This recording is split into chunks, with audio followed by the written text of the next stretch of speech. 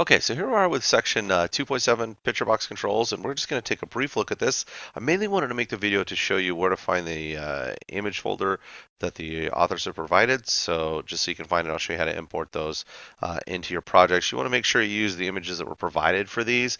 We'll customize things later on, but for now, try and use those images. They're low resolution, so when it comes time to you zip up your project folder and send it to me, we want to have as small a file as possible with the zip file. Okay, so saves me downloading and extracting time and you with uploading. So anyway, we're trying to keep the images to a minimum size. All right, so here we go. We have this little section. I'm going to go ahead and go into Visual Studio. Now I have a project that I opened that I did before, a little Hello World one. If you pop in here, I know I've covered this before, but just in case, you come in here and you're like, hey, wait a second, where is the designer view? What's going on with the form? So if you click on Solution Explorer, you'll notice over here under form there are a couple of things. So I have just form1.vb, this one right here. If this is just minimize into here, so then that's fine. You just see this. But if you double click on it, boom, pops right into that. If you want to get to the code, that's where this other, you could double click on that, opens up a new tab, and now you have both. Okay. So what I want to do is just go ahead and show you really quickly the PictureBox option. So here we are in the toolbox. I'm going to come down here to PictureBox, drag this in, and I'm going to switch back over to properties over here. And you'll see on this little baby, we can make this kind of any size we want for now. We're going to adjust that later on.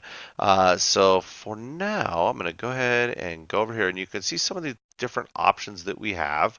I'm going to go over here to where it says image, and it's where it says none. Click on this little dot dot dot option right here. And notice it brings up the select resource.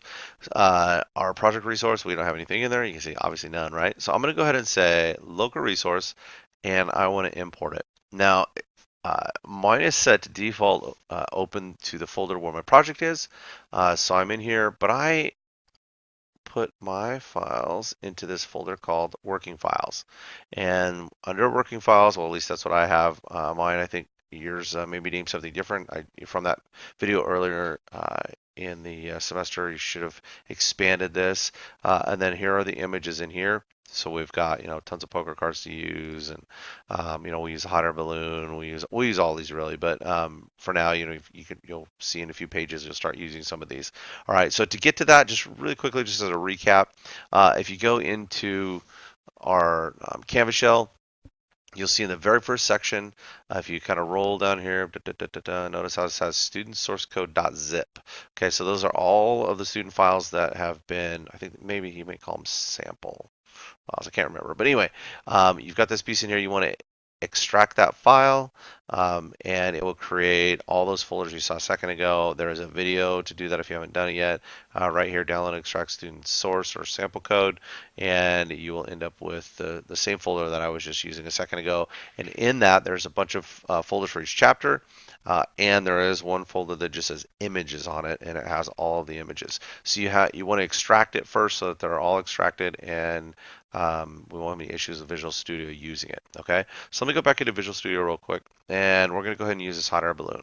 So as soon as you click on it and say OK, or open, or double click on it, whatever you want to do, you'll see it pops in right there to give you a little preview. I'm going to click OK, and notice how the size is kind of funky. Now there are different sizing options, and you can adjust this yourself, but by far the easiest way to take care of this is to go over here. You notice on size, you can expand this, and just with like other sizes we have that, but I'm going to go to size mode, and instead of normal, I'm going to click on that. Come over here and see our little options in here. The one that is the best, at least for right now, and what we're trying to do is auto size. So if I click on that, boom, it auto sizes the window to match the image. So it doesn't drop the image quality, there's no stretching, there's none of that kind of stuff. Boom, it just sizes it to that particular image, and you are good to go. Okay, so that is just real basics how to do that, and also how to get to the images file or folder, I'm sorry, for that kind of stuff. The rest of this section you'll get to when you get to the the little who's the president one, then you get to the flag app that you're going to play with. You'll see a little thing about writing click event handlers for these, and just like what we've done before with like for example these, so with buttons and stuff. So anyway, you'll see how that works. Hopefully This will help. All right. So have fun. You'll see in this section, you've got a few little apps to create. The instructions in the book are really good. So, and I think you'll have fun kind of playing with it. And so that's it for section 2.8. Thanks.